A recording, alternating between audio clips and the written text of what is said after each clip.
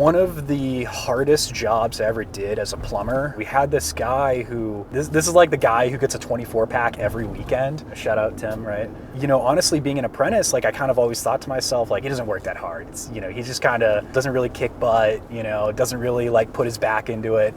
But there was this one job where we had a 6-inch cast iron sewage main going through a mid-rise apartment building, and it went through the parking garage, and it had a quarter-sized hole in the top of it, and it was spurting sewage out, and as cars would drive underneath it, the sewage would come out and rain on their hoods.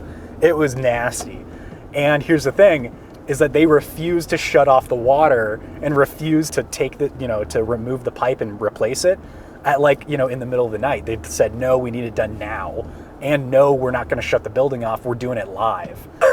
So we all got bunny suits, and the apprentice went out and got the wrong ones. They didn't get the ones with the hood, got the one with the collar. So your head's still exposed. And we had to hoist this thing down. There's 4 of us. We had to decide who was gonna be on the bottom, right? Who was gonna hold the pipe. And whoever was gonna be there was gonna get dumped on.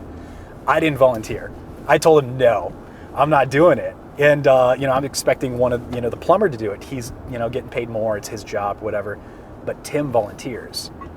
And Tim, I didn't have respect for him until I saw this. We take that pipe off, and there's sewage dumping everywhere. He's holding this giant piece of cast iron, and there's dumping sewage down his neck. And I just see him down there, and he's laughing. Just couldn't care. And after, we put the new one up and whatever, but after I saw that, whatever Tim wants, Tim gets, you know. Great plumber.